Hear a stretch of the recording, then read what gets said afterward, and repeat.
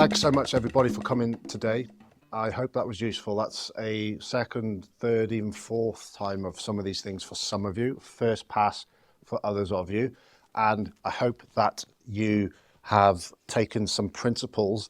And if I just remind and qualify, the stuff that we've gone through is, I went through initially this concept of envelope of function to be able to get across the idea of adaptability and the fact that we have the ability to be in and out of neutral. We have individual body shapes where we do respond to graded exposure and conditioning, even to imperfect technique. In fact, perfect technique is something that is quite a dynamic target, and it's much more of a neutral zone to be able to go through some of these principles. So if you are being able to explain to people why you might be trying to resist being pulled out of neutral versus the Jefferson curl that we looked at the start, or the Ukrainian deadlifts, or trying to condition specific end ranges, it's much like butt wink with this idea of when we are going to nod out some body shapes, simply have to do it. Mine's one of them.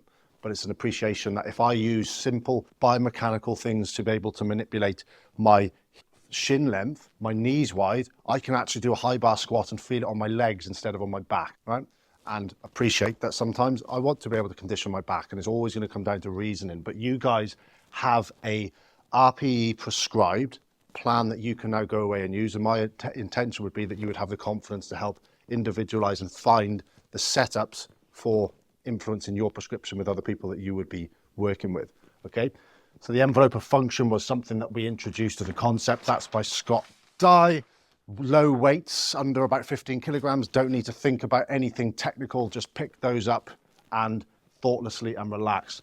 Rating of perceived exertion as a conversion to reps from failure is something that's going to put you in good stead for managing intensity. Above an RPE 8, things are going to start to break down in terms of technique. Most of the time we don't need to be going above an RPE 8 unless for some reason you're doing competitions or something. Okay, so that should be really useful.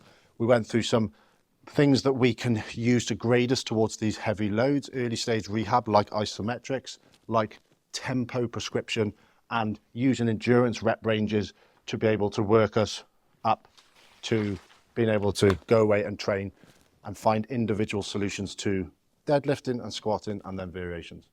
Is there any final questions before we wrap up? Was that useful for you guys who were the first time through?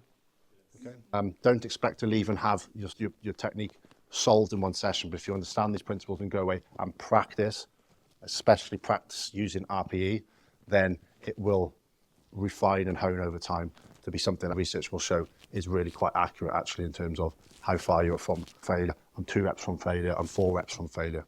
Go away, and if you find an individual way to lift with a deadlift or with a squat, use that. If you were in the nice camp where you can do both, try both, train both. And I would look forward to hearing from you in class, any questions or anything going forward. But thanks very much for giving the time to helping out with some of the coaching here today.